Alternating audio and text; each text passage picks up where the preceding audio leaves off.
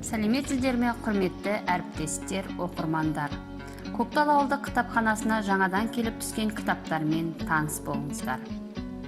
Кітап өзінің биік, таза рухани қасиетімен, мәдениет пен руханиятты қорғауда теңдесі жоқ қару болып табылады. Кітап адамзат баласына ағарту, білім сыйлай береді.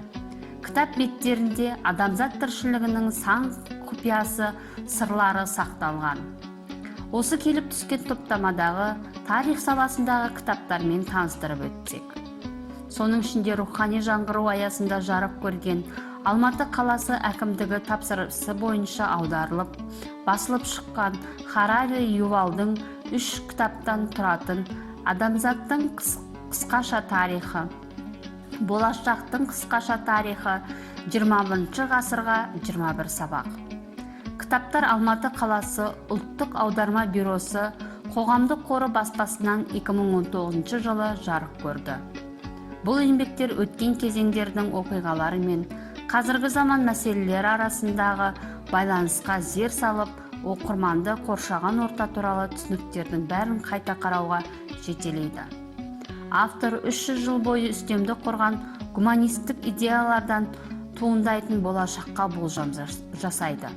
Сонымен қатар, адамзат алдындағы қауіп-қатерлер мен таңдау нұсқаларын тізіп, мұндай келешекке қарай дайындалуымыз керектігі жайлы толғайды.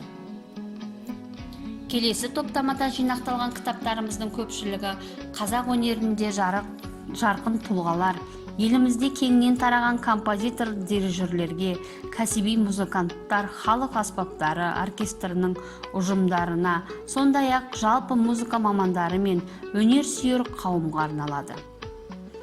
Қазақ тілі мен қазақ әдебиетін қамтитын топтамада тоқталып өтетін кітаптардың бірі ақиық ақын Мұқағали Мақатаевтың Мұқағали тілі сөздігі, Алматы қаласы, Керемет медиа, 2019 жыл, 1065 беттен тұрады. Бұл сөздік бір сөздік емес, ол түсіндірме сөздік пен жиілік сөздіктердің қосындысынан тұратын жиынтық сөздік. Еңбек тіл білімі қызметкерлері мен қазақ тілі мамандарына, магистранттар мен докторанттарға және мектеп мұғалімдері мен Мұқағали танушыларға арналады. Келесі кітабымыз қазақ тілінің латын графикасына көшуге байланысты Қазақстан Республикасы Мәдениет және спорт министрлігі тіл саласы комитетінің тапсырмасы бойынша Қазақстан Республикасында тілдерді дамыту мен қорғаудың 2011-2010 жылдарға арналған мемлекеттік бағдарламасы аясында жарық көрген. Бұл жинақ әліпби, оның емле ережелері, олардың насихат шаралары қызықтыратын мамандарға және жалпы көпшілікке арналған.